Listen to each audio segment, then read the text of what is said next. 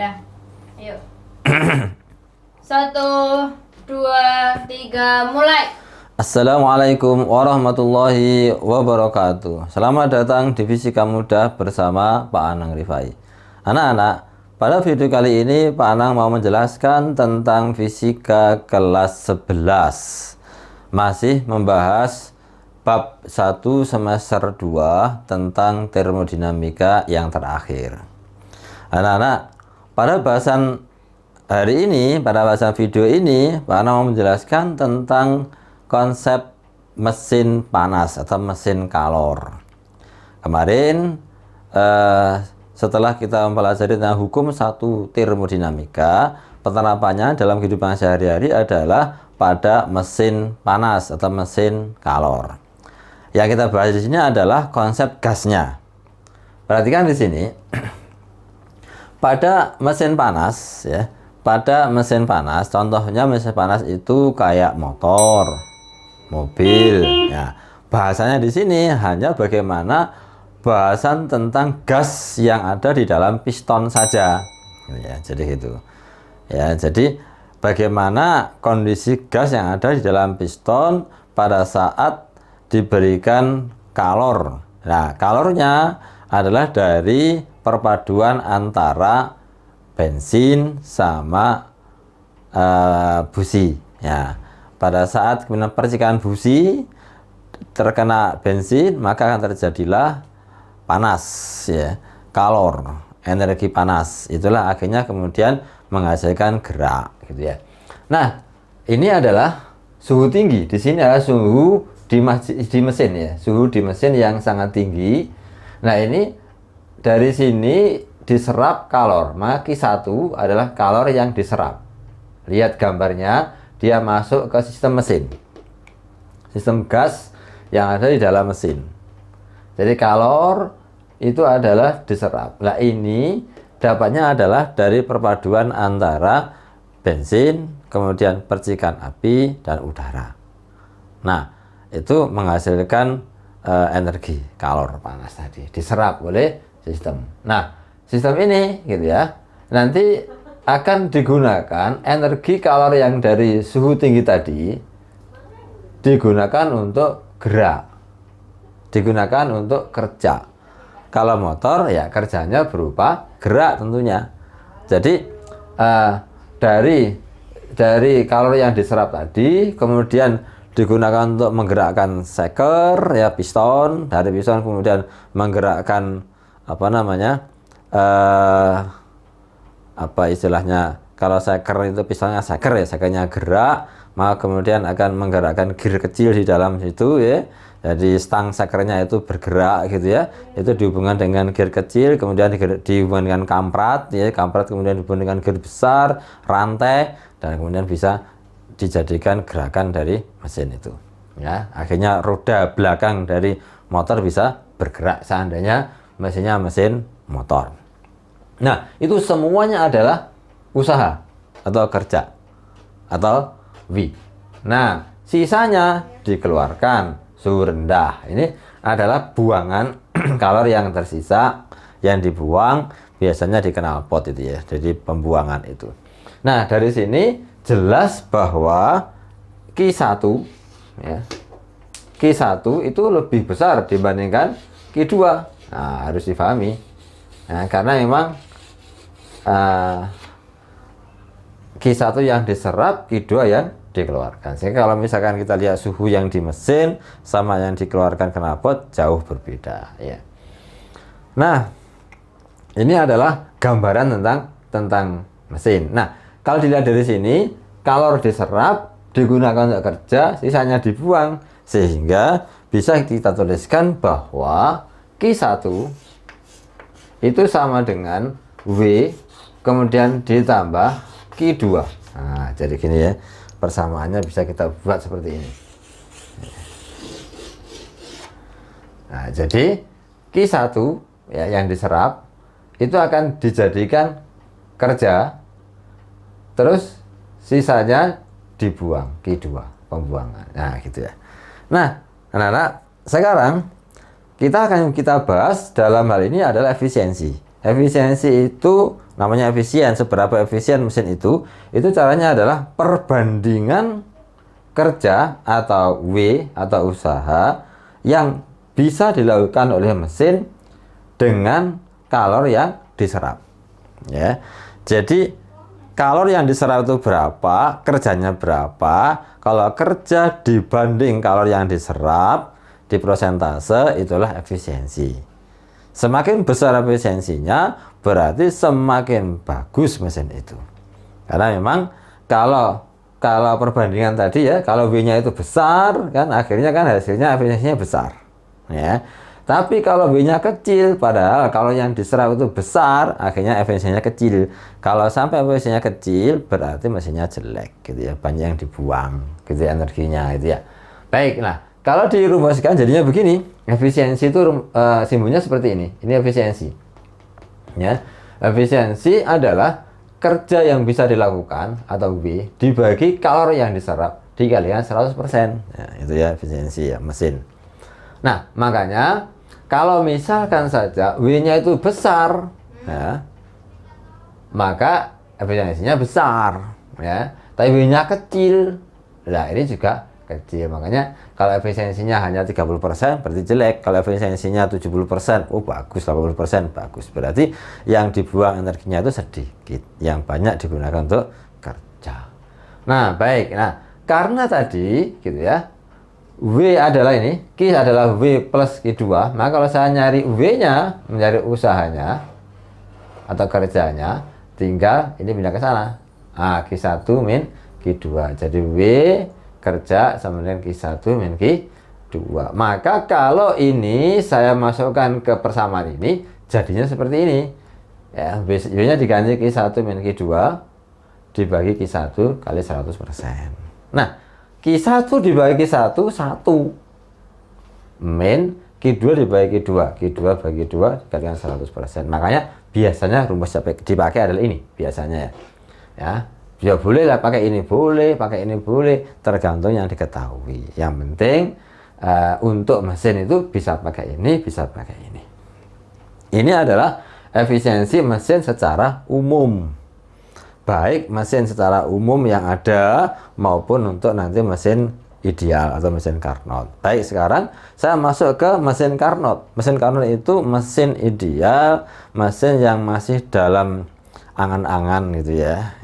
Kenapa kok begitu? Carnot menemukan seandainya gitu ya, kalor itu sebanding dengan suhunya. Ya. Sehingga akhirnya kalau kalor itu sebanding dengan suhunya, berarti ya mesin tadi tidak akan panas karena suhu yang ada di dalam mesin itu digunakan semua untuk energi, ya, untuk energi panas, maka tidak bocor keluar. Faktanya kan enggak, sekarang itu kan mesin mesti panas ya Pak, jadi suhunya atau panasnya banyak yang keluar sehingga tidak sebanding. Seandainya ada, ya sampai sekarang belum ada, seandainya ada, maka untuk mesin Carnot di samping pakai efisiensi ini dan ini masih boleh ditambahi pakai ini efisiensi 1 min T2 per T1 kali 100%.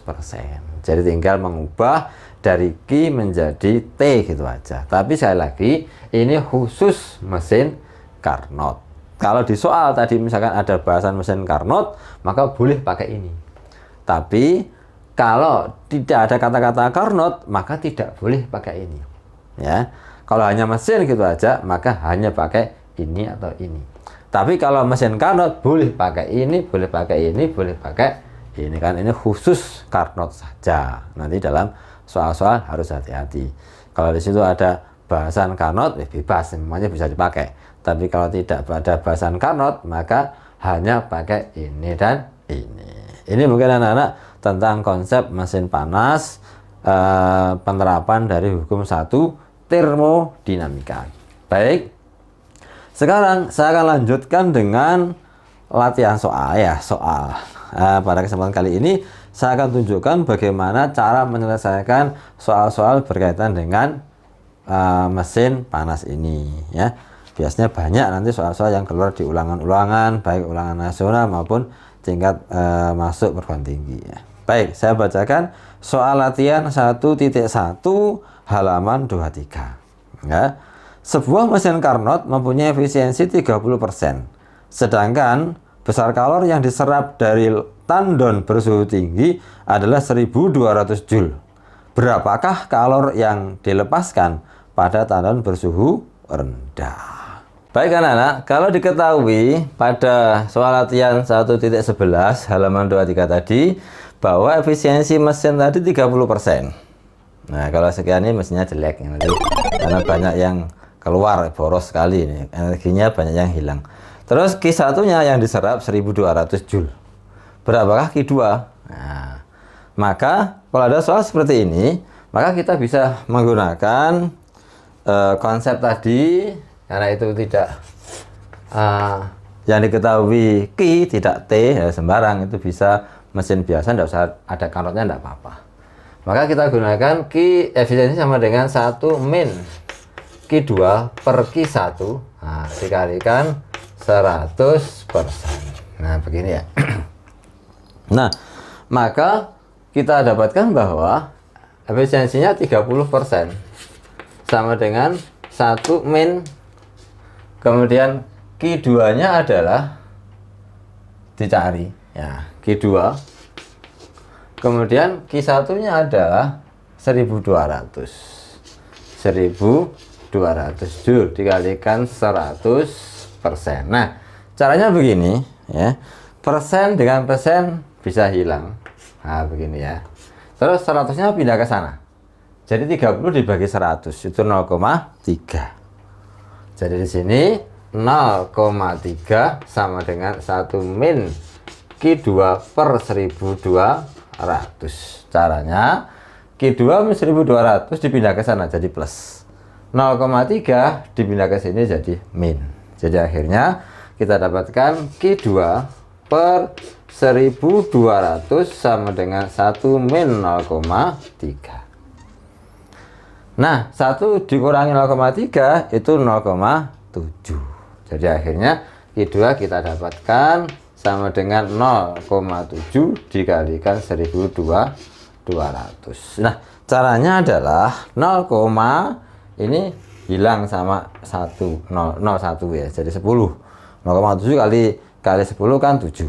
Nah, tinggal 7 kali 120. Caranya 7 kali 10, 7 kali 100 yang 120 ya. 7 kali 100 itu adalah 700. Sisanya berapa? 20. 20 kali 7 140. Berarti kalau 700 ditambah 140 sama dengan 840. Jadi hasilnya adalah 840 Joule. Nah, coba bayangkan kalau yang diserap 1200, yang dibuang 840 Joule. Makanya jelek ya. Efisiensinya 30%. Baik, sekarang saya berikan satu soal lagi ya biar lebih paham.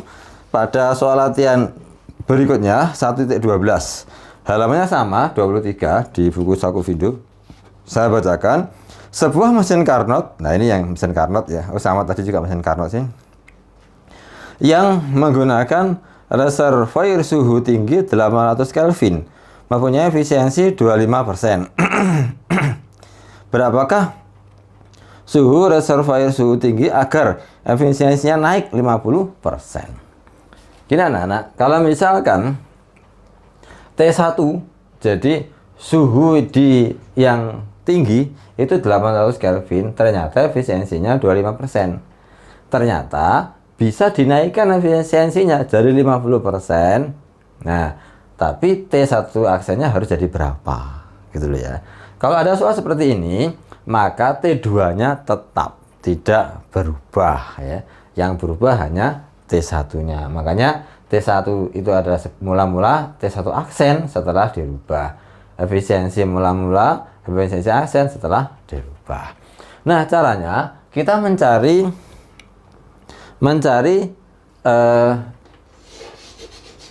T2-nya dengan cara efisiensi sama dengan 1 min T2 per T1 dikalikan 100% ya, karena ini mesin Carnot boleh menggunakan T, tadi yang diketahui masalah T semuanya. Nah, sekarang kita masukkan di sini efisiensi sama dengan 1 min T2 dicari T1-nya adalah 800 dikalikan 100%. Nah, efisiensinya diketahui berapa? Efisiensinya diketahui 25%. Oh, langsung aja ya. Jadi biar mengirip tempat ya. Jadi 25% di sini ya. 25%. Nah, caranya persen sama persen habis ya. 100 pindah ke sini jadi 25 dibagi 100. 25 dibagi 100 itu sama dengan 1/4. 1/4. Nah, gini ya. 25 bagi 100 ya. Itu 1/4 ya. Sama dengan 1 min T2 per 800 gitu ya. Caranya ini min pindah ke sana jadi plus, 1/4 pindah ke sini jadi min. Jadi akhirnya T2 per 800 sama dengan 1 min 1/4. Nah, begini ya. 1 dikurangi 1/4. 1 itu sebenarnya 4/4. 4/4 dikurangi 1/4 hingga 3/4. Maka T2 akan sama dengan 3/4 dikalikan 800. Maka kita coret seret. Ini tinggal 200. Sehingga hasilnya adalah 600 Kelvin. Ini T2. Setelah T2-nya kita dapatkan, maka kita bisa mencari efisiensi aksen ya untuk mencari T1 aksen. Jadi efisiensi aksen sama dengan 1 min T2 per T1 aksen dikalikan 100%. Gini ya. Aksen, T1 aksen ya. T2 atau T2 kenapa? Karena T2-nya tidak berubah, masih menggunakan yang kita cari tadi. Nah, gitu ya. Nah, hasilnya adalah di sini efisiensinya adalah menggunakan 50%. Sama dengan 1 min T2-nya pakai 600 dibagi dengan T1 aksen kita cari. Terus dikalikan 100%. Kita coret 50 bagi 100 tinggal setengah. Sama dengan 1 min 600 per T1 aksen. Pindah ke sana jadi plus, ini pindah ke sini jadi min. Jadi 600 dibagi dengan T1 aksen sama dengan 1 dikurangi setengah sama dengan setengah. Perkalian silang, T1 aksen dikalikan 1 tetap 2 kalikan 600 jadi 1200. Maka kita dapatkan T1 aksen sama dengan 1200 Kelvin. Jadi agar efisiensinya naik dari 25 menjadi 50, maka T1-nya harus dinaikkan dari 800 menjadi 1200. Itu anak-anak contoh menyelesaikan soal berkaitan dengan mesin Carnot. Jangan lupa mengerjakan soal-soal yang setipe. Kalau ada problem bisa tanya di komentar gitu ya. Kalau serius bisa menghubungi IG yang ada di YouTube saya gitu ya, sehingga akhirnya nanti bisa lebih komunikasinya lebih baik gitu ya. Demikian, semoga bermanfaat. Assalamualaikum warahmatullahi wabarakatuh.